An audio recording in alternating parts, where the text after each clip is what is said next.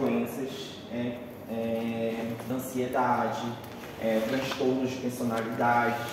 E geralmente esses tratamentos são relacionados para pacientes que já fazem uso contínuo. E geralmente acontece de fazer uma superdosagem, né, por esses tipos de medicamentos. E as classificações deles são essas aqui, que são benzodiazepinas, que é mais conhecido como diazepam, alprazolam, bromazepam, oxazepam, os benzodiazepinas de ação curta, média e longa, né?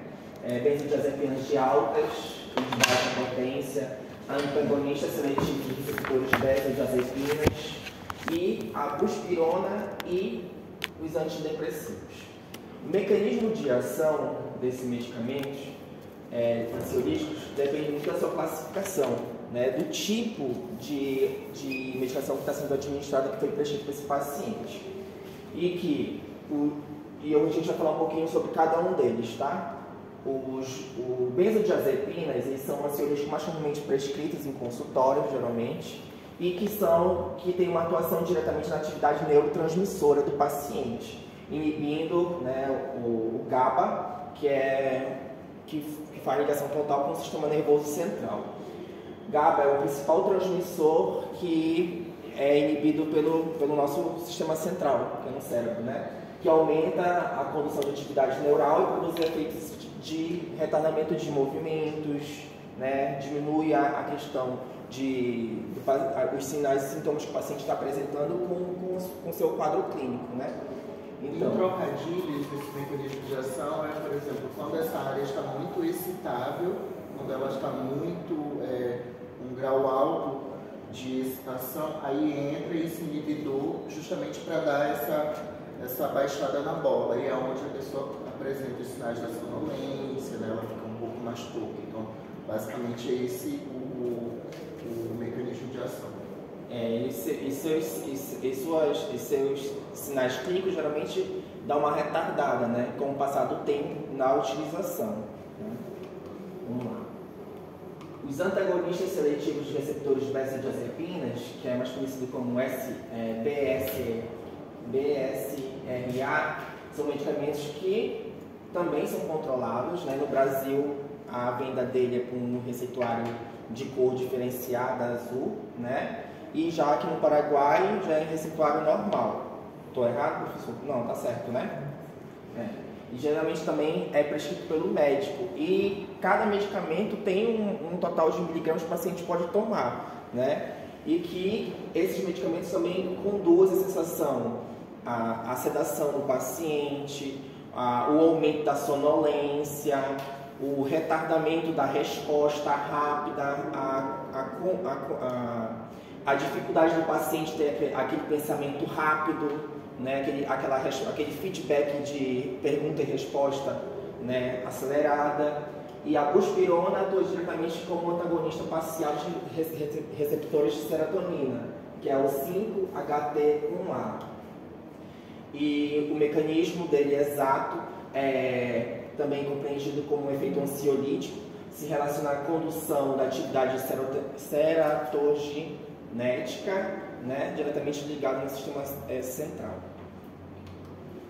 Bom. Aqui é o mecanismo de ação dos antidepressivos, né? A gente colocou aqui basicamente, né, porque a gente falou sobre a excitação, né?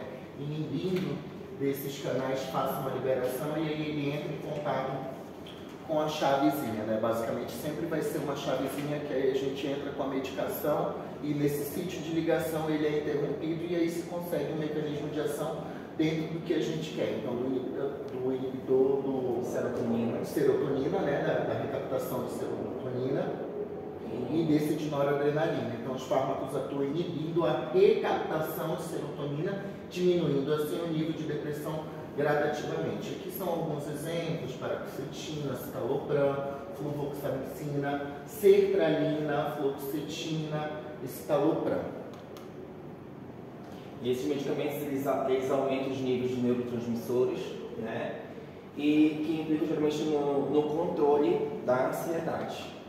Né? Tudo se começa pela ansiedade, né? Os outros transtornos psicóticos que o paciente pode desenvolver. Geralmente, os primeiros sintomas a própria ansiedade. A indicação dele, do uso, são pacientes que têm esse transtorno já definido por um médico especialista, né? A maioria desses pacientes tem que ter feito algum teste psicológico para ter um fechamento realmente de diagnóstico, né? E o transtorno da ansiedade generalizada, que geralmente é o mais comum para a indicação deles, né? A gente pode usar justamente para diminuir esses sintomas do paciente, como excesso de preocupação, excesso de tensão muscular, a irritabilidade, a dificuldade de concentrar-se para conversar, para dialogar, para resolver problemas, né? Transtorno do pânico também é uma das patologias que a gente pode estar utilizando os ansiolíticos. Eles também têm ação rápida. Um dos medicamentos mais utilizados é o alprazolam e clonazepam. O tratamento geralmente é feito mais para quando o paciente está em ataque, né, em momento daquele surto, né? E ele também tem alto risco de dependência, né? E ele pode se potencializar com o uso de álcool. Então é um grande risco, que também pode acontecer a intoxicação, tá? O transtorno de estresse pós-traumático também, que é muito comum. O paciente geralmente vem de uma crise, né, que teve após um trauma, que pode ser uma perda de alguém ou até mesmo um acidente, né? E que a medicação de primeira escolha geralmente é a buspirona, né, que também é um antidepressivo, que é um inibidor de recaptação de serotonina. Nessa indicação do pós-traumático, a gente tem várias. Então nós estávamos todo mundo às portas.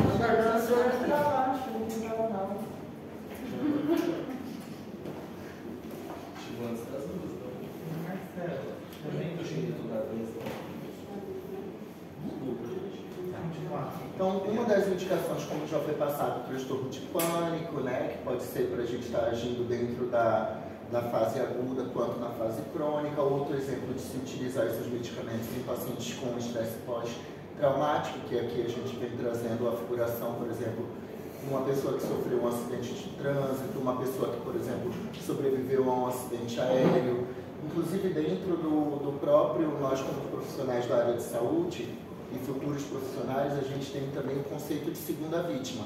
Há muitas pessoas entre nós que são a segunda vítima. O que é isso? Por exemplo, nós estávamos prestando assistência a um paciente, e aí esse paciente veio a óbito, ou houve algum evento adverso que levou ao mal desse paciente, né? Ele complicou, falando bem claro.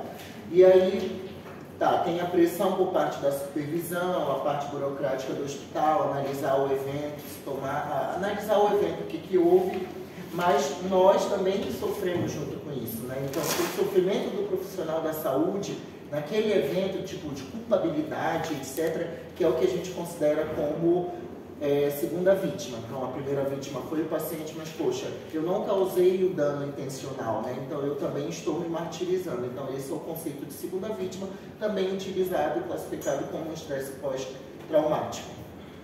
E a gente usa esses medicamentos para inibição da serotonina como forma de diminuir os sinais, as queixas do paciente. Transtorno da ansiedade social também, que é muito utilizado, que também é a buspirona, que pode ser útil nesse tratamento. Ele também precisa de um acompanhamento psicoterapeuta, não é só a medicação que sim vai controlar as clínicas, né, e tirar o paciente daquele momento de surto, mas é um acompanhamento em conjunto, né? A insônia relacionada à ansiedade também é muito comum a utilização do ansiolítico, né? E uma delas que é mais utilizada é o triazolam, que é um antagonista seletivo do receptores de benzodiazepina, né? Mais conhecido como zolpidem ou zalopilon. Né? Indicação. Então, as indicações do uso é importante falar que deve ser, principalmente, receitado por um profissional médico, obviamente, para tratar tanto na forma aguda quanto na forma crônica. Na forma aguda, a gente entende que, como generalistas, a gente vai poder estar atuando. Agora, obviamente, na parte crônica, isso daí vai para um profissional médico especializado nessa área. Importante lembrar sobre o controle, né, sobre esse receituário especial, quando a gente se trata falando lá no Brasil.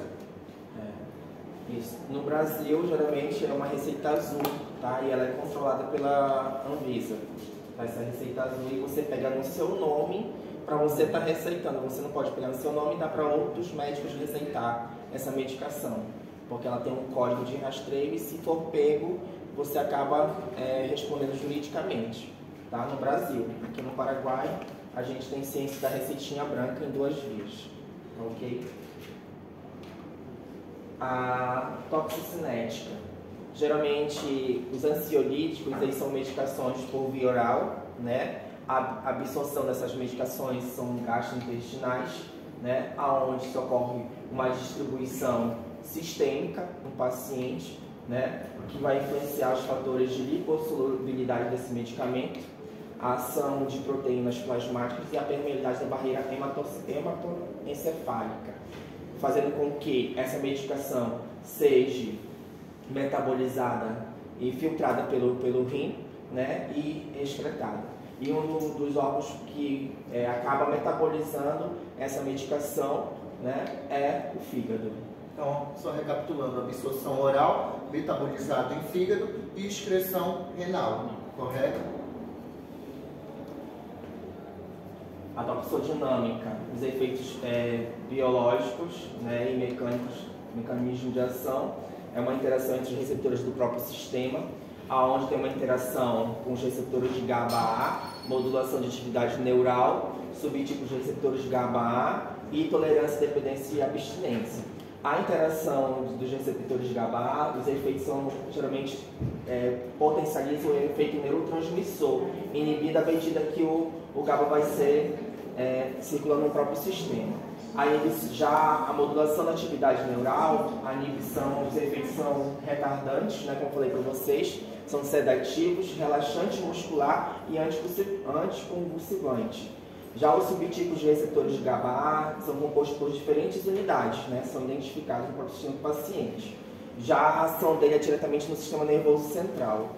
E a tolerância, dependência da abstinência, geralmente é a resposta do medicamento, o tempo de uso que ele está fazendo, né? Se já é um paciente que é crônico, não é um paciente agudo, é um paciente que já faz uso de uma medicação por maior tempo, a dependência e necessidade dele de continuar, o desmame dele, né? E que pode também provocar uma síndrome de abstinência após uso, que pode ser tanto em pacientes agudos como em pacientes crônicos. Depende da interrupção, né? Isso. Aqui é a dose toxicológica. Geralmente, isso aí vai variar muito do tipo de medicamento que o paciente está fazendo uso e da administração, da dose de administração dela realizada, independente do indivíduo, tá? A dose toxicológica, pessoal, né, para deixar bem claro, nesse caso dos ansiolíticos, depende de quanto que a pessoa vai ingerir e depende do corpo dela. Veja, se for uma pessoa um pouco mais fortinha, alta, que já tem um consumo, por exemplo, anterior, já faz o uso, ela vai precisar de muito mais ansiolítico para poder se intoxicar, diferente de uma pessoa que pegou, está tentando, sei lá, um suicídio e foi a primeira vez. Para ela vai ser um pouco menos que ela vai se intoxicar, que ainda não tem aquele costume, né? Então, a dose toxicológica depende do indivíduo e da quantidade de quanto essa pessoa vai estar ingerindo do fármaco. E a dose toxicológica é dividida em doses, sobredoses agudas e sobredoses crônicas, tá? Como o enfermeiro Rodrigo acabou de explicar. Os fatores geralmente associados a essa dose tóxica, geralmente são fatores de risco do paciente, como nós falamos. A idade, se é uma criança, se é um adolescente, se é uma pessoa adulta, se é uma pessoa idosa, né? A função hepática desse paciente é um paciente que já tem uma hepatotoxicidade por uma co-infecção ou não, tem uma doença associada, além dessa patologia que ele está apresentando nesse momento. a presença de outras enfermidades concomitantes com esse problema dele atual que está apresentando, né? A questão de outros medicamentos que ele pode estar fazendo uso também, que pode potencializar a ação desse ansiolítico. E os efeitos adversos, como a gente já explicou durante a explicação, que são o quê? Sonolência, retardamento, dificuldade para se concentrar, a questão do pensamento alternado, né, da dificuldade, da debilidade das musculaturas, o paciente fica mais letárgico, né, nos primeiros momentos ele fica um paciente mais sonolento, querendo ficar somente deitado, tem alterações gastrointestinais que pode apresentar ou não uma disfunção, né, do fluxo intestinal. A boca geralmente é uma boca que pode apresentar ou não uma boca seca, né, e perda de apetite também. Pode também apresentar reações alérgicas ao uso daquele tipo de medicamento e dependência desse medicamento para surtir o equilíbrio dele. A gente falou agora então sobre efeitos adversos, aí vamos falar sobre as manifestações clínicas. Lembrando que esse paciente ele vai chegar na porta para a gente. A gente vai estar ali no PS, lá no pronto-socorro, então as manifestações clínicas para a gente identificar logo quando esse paciente vai chegar é o mais importante. Então, ele vai apresentar sonolência, ele vai apresentar confusão mental, ele vai apresentar ataxia. Se lembram? Essa figura ficou muito clara do semestre passado, né, nas aulas de clínica, de orto também, né, que é quando aquele paciente ele vai andando assim um pouco parado, né? Então a ataxia vai apresentar uma depressão respiratória, vai apresentar crises de convulsões. Então é muito importante a gente fixar como que vai ser essa manifestação clínica para a gente identificar logo lá na porta, não é verdade? Então o manejo é a avaliação e estabilização inicial, como a gente falou, né? É ver as funções vitais desse paciente, a respiração, a circulação, todo aquele ABCDE que a gente viu, né? Fazer essa anamnese é muito importante, esse exame físico, nessa anamnese a gente resgatar. A gente sabe que na clínica a gente vai conseguir explorar bastante, né? Então, geralmente essa pessoa, com certeza, ela não vai só, é muito difícil. Então, é alguém que vai levar e vai dar um histórico para ela, né? Então, isso é muito importante. Nessa avaliação inicial, a estabilização desse paciente, a descontaminação gastrointestinal também é elegido quando carvão ativado, monitorização contínua desse paciente, né? A gente vai verificar todos esses parâmetros dele, vai colocar ele para verificar PA, verificar ECG, colocar ele dentro do monitor. Uma questão muito abordada pelo próprio autor é que o eletrocardiograma ele é fundamental para que seja acompanhado esse paciente, porque o paciente, como tem uma depressão do sistema nervoso central, geralmente pode apresentar alterações nas funções cardíacas. Né? O tratamento dos sintomas, como o enfermeiro o Rodrigo falou, né, que é administrar oxigênio, paciente que tem hipoxia, não quer dizer que ele vai chegar já em hipoxia, mas ele pode apresentar, né? Submeter o paciente, proporcionar a ele equipamentos de respiratório, máscara de inalação, né? Ou então suporte com ventilador mecânico, administrar fluidos intravenosos para pacientes que apresentam hipotensão, administrar benzodiazepinas para reverter a sedação excessiva desse paciente, tratar os sintomas específicos segundo a apresentação dele. Tá? Geralmente sim, quase.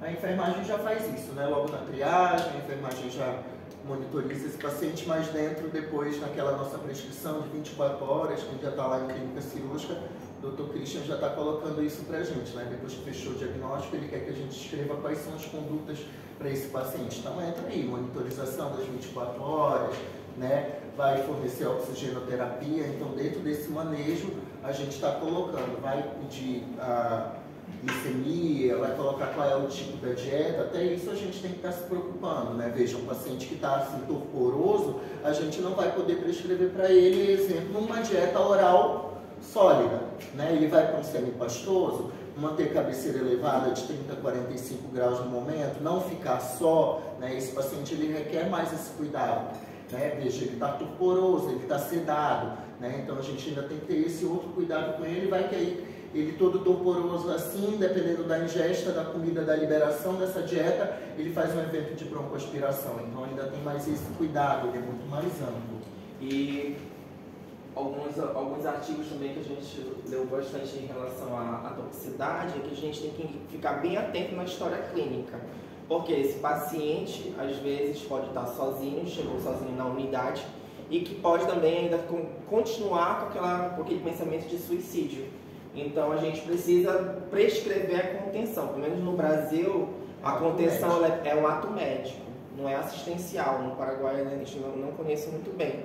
Mas no Brasil, a gente precisa prescrever, na nossa prescrição médica, a contenção do paciente no leito. E não somente ficar ligado à administração de medicamentos e à própria dietoterapia.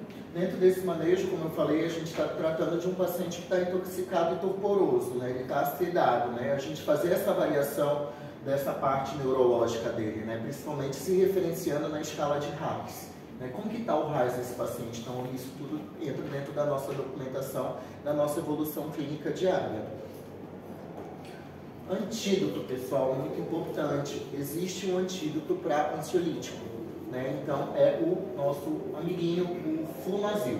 Né? Então, ele é o antagonista específico dos receptores de benzodiazepina. Tá? Então, tem que proporcionar um suporte respiratório e circulatório adequado para esse paciente, né? Os controles de anticonvulsionante, mas não esquecer que o principal é o Flumasil. No próximo slide, a gente tem aqui qual é as doses, nós colocamos inclusive o diluente que a gente utiliza. A gente pode utilizar tanto uma solução glicosada quanto um soro fisiológico comum para a gente estar fazendo essa reversão, tá bom? Então a dose inicial de 0,2 administrada em tempo não menor que 15, tá? Verificar o estado de consciência quando não obtido a 60 segundos. Então ele é bem rápido. Inclusive eles utilizam até no caso de cirurgias em pós-anestesia, né? Quando você quer dar uma acordada, se o paciente foi chumbado, né? E aí quer uma resposta tão rápida, se utiliza ele também dentro do centro cirúrgico para estar revertendo esse estado de sedação do paciente, tá bom? Como foi falado, o tratamento é o Flumasil, né? E que ele é um tratamento, é uma medicação que é feita para desintoxicação do paciente, né? Para tirar ele daquele estado de intoxicação do uso dobrado da medicação ou questão do envenenamento, né? Então, a evolução é a estabilização, né? A descontaminação gastrointestinal, a monitorização contínua desse paciente, o tratamento dos sintomas que ele vai apresentar, que não são todos esses que nós falamos, ele pode apresentar um ou mais, né, dos sinais clínicos, e apoio psicológico e psiquiátrico na nossa unidade, que ele estiver sendo observado. O manejo dessas complicações que ele pode apresentar, principalmente problemas cardíacos, né, e observação para segmento ambulatorial. A curiosidade é que, pesquisando, a gente estava pesquisando muito na questão da pesquisa científica no Paraguai, e a gente só conseguiu encontrar um artigo científico no Paraguai, que inclusive nós pegamos esse artigo e transformamos ele num informativo, num folder, onde tem informações aí a respeito, né, da medicação. Qual foi o público? Qual é o se vocês forem público? ver, tem um público aí de lactante. 97% vocês vão verificar aí dentro do folder foi não intencional e 3,4% foi intencional. Então a maioria, quando ele falou de intoxicações gerais, foi visto que não foi intencional, mas ele entra desde alimentação e etc. Mas o que mais pegou foi a própria medicação, e que não foi intencional, fala-se da fase, foi em lactantes, aí a gente fica pensando, né? Ué, será que foi aquela mãe que estava tomando algo e não se atentou no momento da amamentação? Como que chegou para essas crianças estarem intoxicadas por ansiolítico, né? Então, assim, só fazendo uma recapitulação, a intoxicação pelo ansiolítico, ele é via oral, né? Obviamente tem a parte sedativa via intravenosa, mas isso se restringe muito ao hospitalar. Via oral, ele é metabolizado no fígado, ele tem uma excreção renal, né? A superdose, ou seja, a dose toxicológica, ela vai depender de indivíduo para indivíduo, fatores como idade, peso, altura, se já estava fazendo uso dessa medicação e a dose que ingeriu quanto a isso. Então depende de indivíduo para indivíduo. E medicações associadas também e enfermidades também que o paciente pode também desenvolver. O manejo, obviamente, primeiramente a gente identificar esses sinais clínicos, as manifestações que a gente viu desse paciente chegando na porta para a gente no PS, paciente com dificuldade de andar, ataxia, pressão respiratória, paciente com confusão mental, paciente sonolento, torto. Então a gente identificou, já pode ser um caso, né? Vamos fazer nossos diagnósticos diferenciais, investigar a clínica e a anamnese é muito importante para a gente ter sucesso na nossa terapia. Partindo para o manejo, a gente vai fazer o ABCDE, monitorar os sinais vitais, verificar a questão neurológico desse paciente, fazer referência quanto a isso e traçar o nosso plano de cuidado para ele, né? Dentro das primeiras 24 horas, deixar isso prescrito e reavaliar sempre esse paciente. Lembrando que depois esse paciente, ele precisa sim, se foi um caso agudo ou se foi um caso crônico, ele precisa ser reavaliado pelo profissional especializado, psiquiatra, né? Essas foram nossas referências bibliográficas, gente, tá? E deixamos aqui nosso muito obrigado.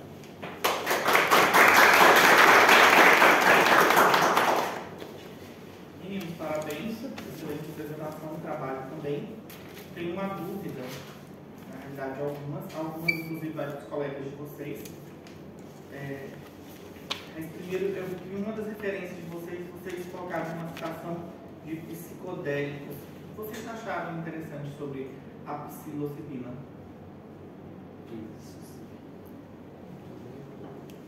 Bom, dos psicodélicos, desse daí em específico, a gente viu assim, por exemplo, hoje a gente tem vários exemplos de psicodélicos, e aí a gente entra naquele encontro quando ele se torna intencional na maioria das vezes, né? São drogas que elas levam tipo, hoje a gente tem êxtase, tem LSD, elas levam aos pensamentos, a figurações, a ilusões, né? E elas não são benéficas, mas elas podem ser intencionais ou não intencionais, dependendo do que a pessoa já está tomando, ou quando é intencional mesmo, não, eu quero, entendeu? É mais nesse sentido, mas ela faz diferença também porque pode ter intoxicação por isso, na maioria quando é intencional. Mas ela é benzodiazepina? Não. A maior, quem fala, ela entra mais por conta da pesquisa dos sinais, né? Dos sinais e sintomas, a gente identificar como que ele vai chegar na porta. O que a gente observou muito, assim, que tem alguns artigos falam assim que a maioria dos pacientes que tentam um suicídio porque já teve uma dependência antes, né? Que geralmente pode ser LSD, crack e outras coisas, né? Então, assim, e a gente observou que a maioria das pesquisas, quando fala em questão epidemiológica, mostra que já é pessoas na fase adulta, né? Já no Paraguai foi diferente, eram crianças, então não sei se é porque não tem controle de vigilância, não sei se é porque é vendido com prescrição, sem prescrição. No Brasil é diferente.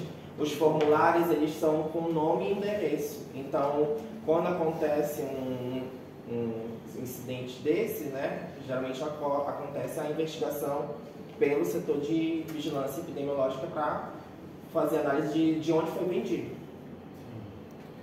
Deja, qual que é o antídoto utilizado para benzodiazepina?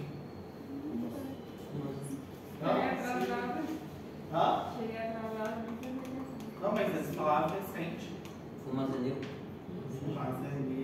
Isso aí, muito bem. Vocês não se enganem, que eu olho vocês dentro da sala. Vocês estão no celularzinho por aí. Posso fazer uma pergunta? Posso fazer uma pergunta? Com vontade. No caso desse, quando chega já no hospital acompanhado, ele fica sedado o tempo inteiro, esse paciente que tentou. Ele vai ingesta e tentou se matar? Sim, vai Quanto ficar. tempo ele fica Depende. sedado? Depende do como que ele chegou, depende da agitação. Ele chegou agitado? Não sei. A gente vai verificar, porque geralmente ele chega torporoso. Aí a gente vai querer reverter, a gente vai reverter isso para poder avaliar ele. Como que vai estar o RAIS dele? Ele vai chegar para mim menos 1? Então a gente vai primeiro fazer uma reversão para ver como é que ele está. Depois, se ele já ficar agitado, aí a gente vai conter ele, que existe a contenção mecânica e existe a própria contenção química. E eu posso, inclusive, sedá-lo. Depende, mas a princípio eu quero tirar ele desse estado torporoso. Entendeu? Aí depois, se ele estiver agitado, aí ele vai dormir de novo.